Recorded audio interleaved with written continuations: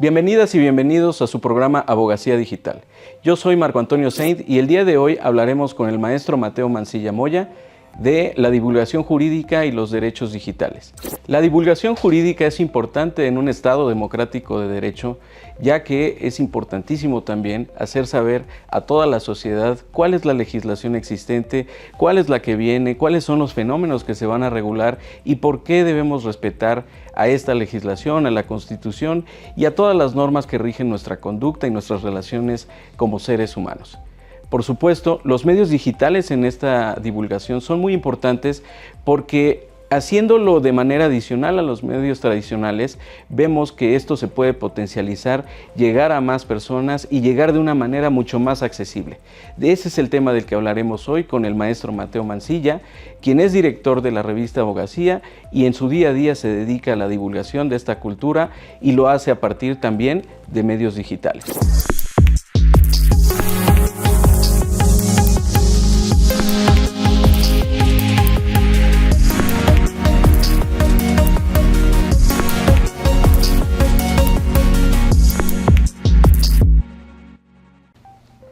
Ya estamos aquí con el maestro Mateo Mancilla Moya, quien es profesor de la Facultad de Derecho de la UNAM y también es director de la revista Abogacía. Muy bienvenido, maestro. Muchísimas gracias, doctor. Me honra mucho la invitación que me hace acá y participar también otra vez con la Barra Mexicana Colegio de Abogados. Muchas gracias por estar aquí. Y bueno, para no perder el tiempo y empezar a aprovechar de su presencia, usted se dedica, por supuesto, a la docencia en la Facultad de Derecho y en diversas instituciones, y también se dedica a la divulgación de la cultura jurídica particularmente. ¿Cuál es la importancia hoy de esta divulgación? Y luego vendrá una serie de cuestionamientos respecto de cuál es la importancia de los medios digitales para lograrlo de mejor manera. Pero bueno, por lo pronto, ¿cuál es la importancia de la divulgación? Me parece que es una pregunta muy relevante, sobre todo en el contexto en el que el derecho pareciera estar en crisis. Sus instituciones, sus normas, sus operadores. La divulgación del derecho ayuda a acercar a las personas a lo que entendemos por derecho. Esto es muy relevante si pensamos en términos de democracia, de Estado de Derecho, de legalidad. Si la gente no conoce las normas, no conoce las instituciones, no conoce a quienes las operan, por supuesto tampoco van a actuar con base en estas. Las normas, el derecho como lo conocemos en general, se sitúa en un plano deontológico, en el del deber ser. Es decir, no describe el derecho a la realidad, ni trabaja con la realidad. Pretende regularla para crear lo que no es lo real, lo que aspiramos que sea lo real, pero no lo real. Si la gente no lo conoce y la gente tiene contacto con lo real y no con lo que debería ser lo real que ha imaginado el derecho, entonces tampoco va a actuar con base en esto. La divulgación ayuda a acercarlo y a hacer que al menos como comunidad estemos de acuerdo con las normas y actuemos con base en estas. Y eso es muy interesante porque además el saber y el dar publicidad a las normas, al porqué de las normas y por supuesto a la razón por la que debemos cumplir con ellas, es importante en una sociedad en la que no todo el mundo estamos enterados de todo, pero que hay medios que nos lo facilitan y nos acercan a conocer cuál es el deber ser, cuáles son los acuerdos a que llegamos para lograr tener una legislación y por qué esa legislación tiene que cumplirse. En la dirección que usted realiza de manera, me queda muy claro, muy atinada de la revista Abogacía, se ha visto que en los últimos años ha habido una inmersión mucho más intensa en los medios digitales para lograr entiendo, mejor divulgación de lo que hacen y de lo que escriben quienes ahí participan, de sus colaboradores y por supuesto de todo el equipo que usted comanda desde un punto de vista editorial. ¿Cuál es la estrategia que ha seguido? ¿Cuáles han sido los efectos de esa estrategia, maestro? Me gustaría destacar 2 puntos como respuesta. El primero es que efectivamente hemos tenido que recurrir al mundo digital, porque si bien la revista inicialmente es impresa, ¿no? y su esencia busca que se mantenga como un medio impreso, también busca insertarse en el medio digital para romper con las limitaciones que el mundo material tiene, empezando por el tiraje, por ejemplo. ¿No? Si tiramos 5,000, 10,000, 20,000 ejemplares, será la cantidad de personas a las que alcancemos. En cambio, si nos adentramos al mundo digital, bueno, ni fronteras físicas habrá, ni fronteras nacionales. Cualquiera, yo diría que la más tangible y quizá la única frontera será la lingüística. en términos de aquellas personas que hablen español, que puedan leer español y que puedan entender a grandes rasgos un lenguaje especializado como el del derecho. Pero aún así esta última limitación intentamos también superarla, ¿no? Porque a final de cuentas divulgar el derecho implica hacer esa traducción de un código especializado a un código, digamos, más popular para que cualquier persona se pueda acercar, ¿no? Eso como primer punto. Y como segundo punto, pues la importancia que tiene también para acercarnos a un montón de comunidad que ya no lee el medio impreso, ¿no? Sí, la digitalización para romper con esas fronteras materiales, pero también la digitalización para acercarnos a quienes ya no leen medios impresos, ¿no? Eso me gustaría destacar. Esto ha traído como beneficio pues que muchas personas en muchos países que no pudieran estar viniendo a México pueden leer la revista y puedan sumarse a un diálogo muy amplio. Eso es lo que nos ha permitido, es el gran beneficio, ampliar el diálogo, ¿no? Muchas experiencias que se dan en América Latina, por ejemplo, o en el mundo ibérico en general, el mundo hispano en general, ¿no? No únicamente de la región latinoamericana, sino todos quienes hablan en español en el planeta, puedan formar parte y compartir sus experiencias, ¿no? Nacionales o locales también con nosotros. Eso, pues sobre todo es un diálogo, a nosotros nos gusta pensarlo como democrático o de construcción de democracia. En donde hay una participación muy intensa de muchas personas en diferentes lugares y de diferentes extracciones y por lo tanto se da un proceso hasta llegar a una síntesis, digamos. Claro, que permite el diálogo y que permite compartir experiencias y que permite sobre todo contrastar, ¿no? Lo que pensamos que podría ser bueno con lo que ha sido bueno o con lo que no ha funcionado en otros lugares. De acuerdo. ¿No? De esos 5,000 a 20,000 ejemplares que nos ha hablado que podrían tirarse mes con mes, es una publicación mensual, así la conocemos. ¿Cuál es de qué forma se potencializó ese alcance a partir de esta inmersión en estos redes sociales particularmente? Vemos que están en Instagram, vemos que están en Facebook, que están en Twitter, en LinkedIn, en diferentes lugares. Tienen una página de internet, entiendo, de acceso libre. ¿De qué manera podemos ver de manera tangible los números de pasar de 20,000 en un número máximo de ejemplares tirados a cuántas personas puede llegar? Pues nuestras interacciones suben mensualmente en promedio hasta 100,000, ¿no? De personas que nos leen, que hay tráfico en la página web, de lectura, ¿no? De gente que está interactuando con nuestro contenido o donde estamos teniendo presencia.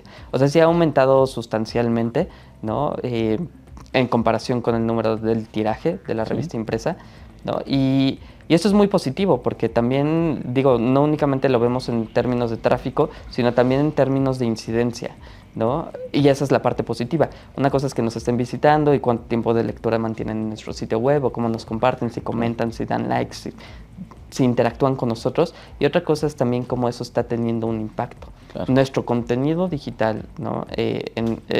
Ha sido de tanto alcance que incluso hemos salido en la mañanera. Sí, ¿no? Por ejemplo. Eso lo llegamos a conocer hace algunos meses, incluso lo platicábamos, y también hemos podido ver que ustedes han incursionado de manera también muy, muy importante en temas relacionados con el mundo digital y la abogacía. Este programa se intitula Abogacía Digital y hemos podido ver que ustedes están yendo hacia adelante en esta perspectiva de lo que a la ciencia jurídica le espera a partir de la utilización de estas herramientas que tienen un crecimiento verdaderamente exponencial y por supuesto también a veces inesperado.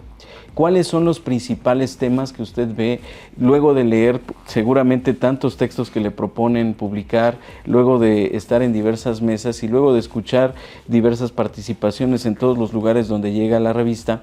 ¿Qué se espera para el derecho y para el mundo digital? ¿Cuáles serían los principales puntos?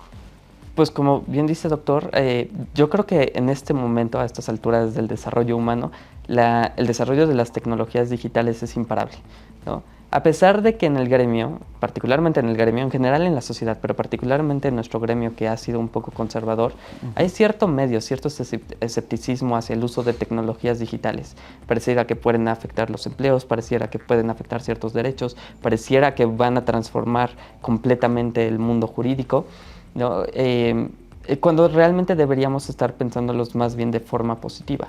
La tecnología digital como una herramienta del ser humano para su supervivencia siempre ha sido un instrumento para mejorar nuestras vidas. Lo mismo para mejorar nuestro mundo jurídico. En este sentido, si bien algunos textos que nos han llegado con este miedo, con este prejuicio, con este escepticismo, que es natural de la cultura, ¿no? Desde que han empezado el desarrollo de la imaginación en torno a la inteligencia artificial, a la creación de robots, lo demás, realmente pues es algo que va a ser muy positivo. Sí es cierto que hay gente que está escribiendo con este escepticismo, ¿no? Reitero, pero también hay muchas personas que con una perspectiva y una visión positiva sobre cómo pueden afectar positivamente al Estado de Derecho, a la democracia, a la participación de la ciudadanía en la creación pacífica, no violenta de su entorno, pues hay mucha visión, hay muchos, digamos, textos que hemos publicado, mejor dicho, ¿no? Que tienden más bien a fomentar un diálogo propositivo en cómo podríamos mejorar esta relación derecho y tecnologías digitales, ¿no? Inteligencia artificial, y cómo podríamos instrumentalizarla a favor de la comunidad. Por ejemplo, cómo podríamos mejorar un entorno de paz, reducir la violencia, por ejemplo, en contextos de narcotráfico, implementar derechos y hacerlos más accesibles para personas que en principio no tienen acceso a las comunidades urbanizadas como la nuestra. Cómo hacer llegar esas tecnologías para facilitarles a todas las personas una vida vivible, un entorno habitable, ¿no? En un estado de derecho.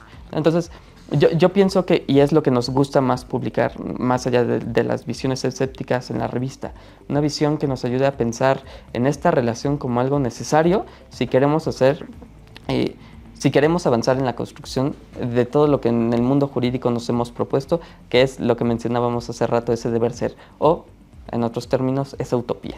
Pero además, sí, algo que ha quedado claro es que sí hay un sector importante de la abogacía que es escéptico respecto de los medios digitales, en principio porque estamos muy acostumbrados a la utilización de papeles y del sello de la oficialía de partes, del control de gestión de la oficina pública, y a veces no nos sentimos del todo con la confianza para utilizar un medio para hacer llegar, por ejemplo, una promoción. Y también hay otra parte, y eso parecería ser una segunda etapa, en donde esa parte de la abogacía asume que puede ser sustituida por estas tecnologías. Existen obras desde Moisés Naim, está Andrés Oppenheimer, que han abordado que hay ciertos oficios, ciertas profesiones que podrían ser sustituibles perfectamente por computadoras, por algoritmos y por todas estas tecnologías que están surgiendo en estos momentos. Sí hay algo de cierto en esto, porque parecería ser que el derecho no va a la par del avance de estas tecnologías. Si bien es muy complicado porque este avance es muy acelerado, lo cierto es que por parte de los estados nacionales y por parte de la comunidad internacional en general, parece que los esfuerzos se están quedando cortos para llegar a una regulación eficaz de las tecnologías, de la inteligencia artificial y de muchas otras cosas. ¿Qué viene para esto en la abogacía? ¿Por qué hay este escepticismo o incluso este temor a ser sustituidos? ¿Sí hay algunas partes de la abogacía que podrían ser sustituibles por las tecnologías? Es posible que pudieran ser algunas formas de la profesión, del ejercicio de la profesión sustituibles. Yo creo que nunca definitivamente. Con lo que trabajamos los abogados, más allá de las cuestiones formales y de trámite, ¿no?, que tienen que ver con nuestro ejercicio profesional, hay mucho trabajo que necesariamente es humano y que ninguna máquina podría, digamos, trastocar o reemplazar, ¿no? Sí es cierto que el derecho se va quedando atrás con todo el desarrollo tecnológico y ese aceleradísimo movimiento intelectual que hay en torno detrás del desarrollo tecnológico, pero porque también esa es la naturaleza del derecho, ¿no? El derecho está para dar seguridad. Un derecho que está constantemente cambiando, pues no da seguridad. Un día podría decirnos una cosa y al día siguiente absolutamente otra. Lo contrario, incluso, ¿no?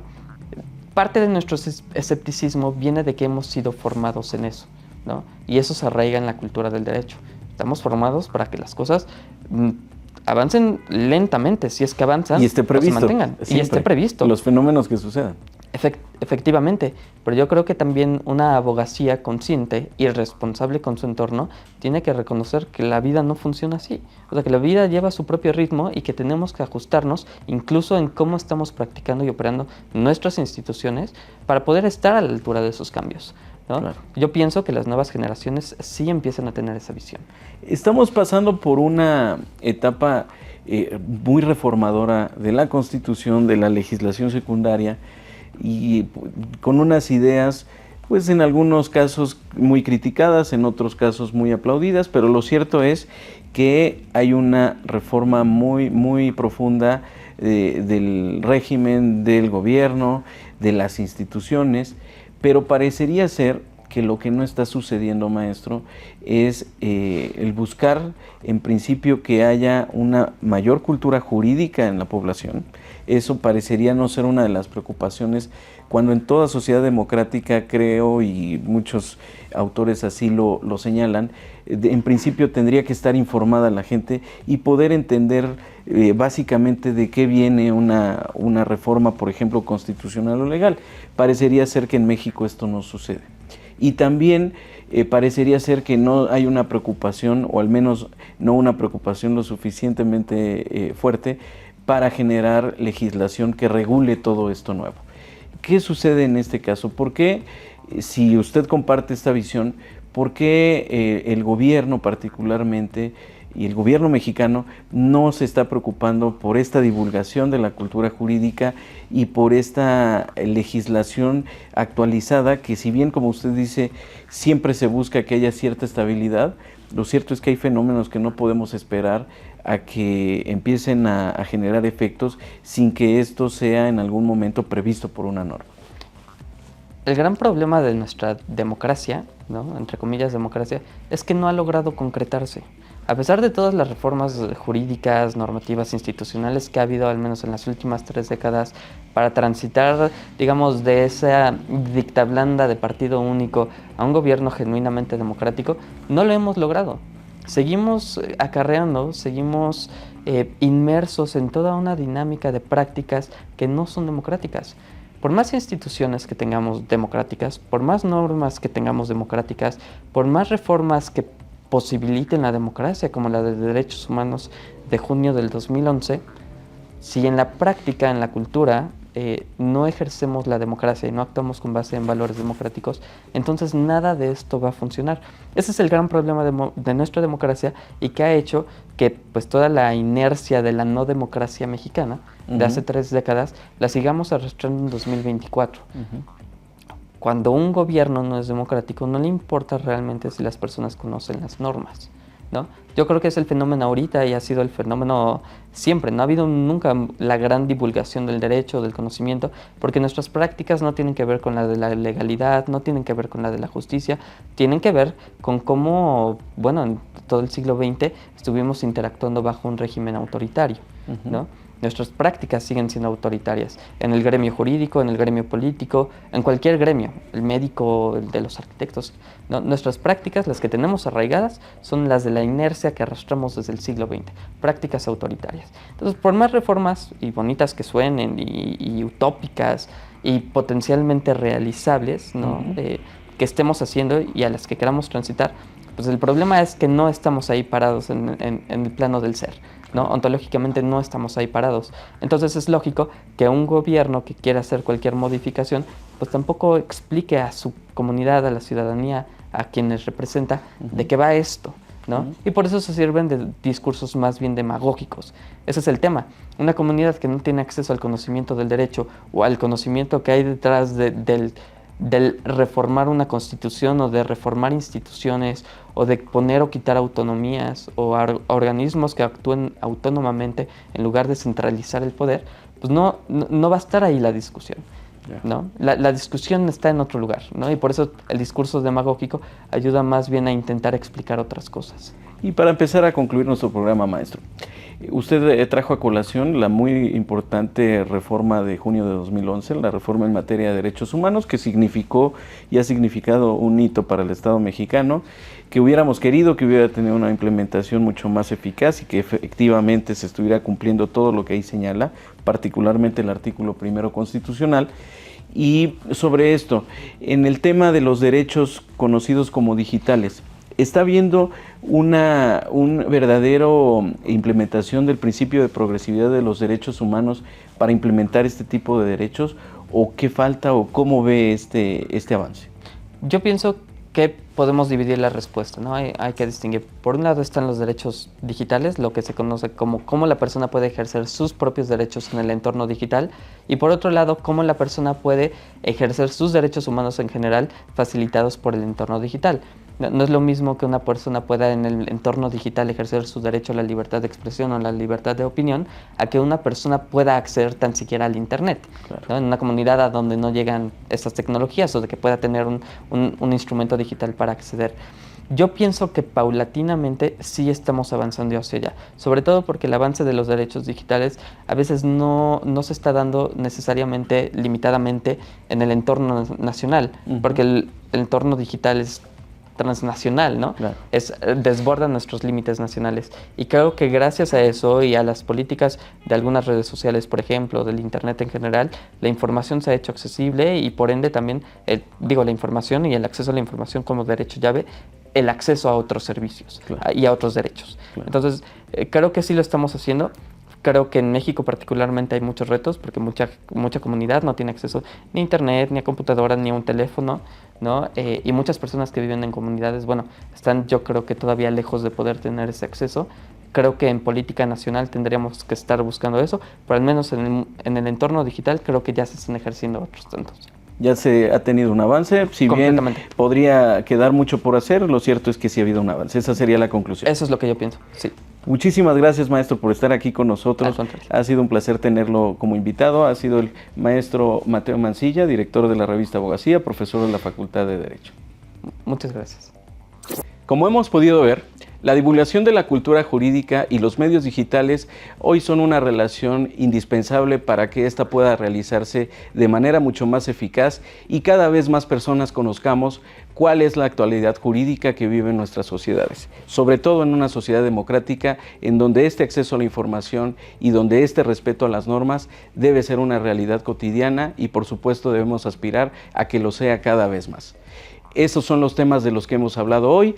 También cuál ha sido el papel de la reforma en materia de derechos humanos de 2011, en donde principios como el de progresividad, universalidad y otros dos principios han sido muy importantes para que esto se lleve a cabo y para que, por ejemplo, los derechos digitales, los conocidos de esta manera, sean cada vez ejercidos de manera más plena por toda la sociedad. Una sociedad democrática que en todo momento buscamos sea respetuosa de la legalidad y sea respetuosa de los valores democráticos. Síganos en nuestras redes sociales, BMA TV. Muchas gracias.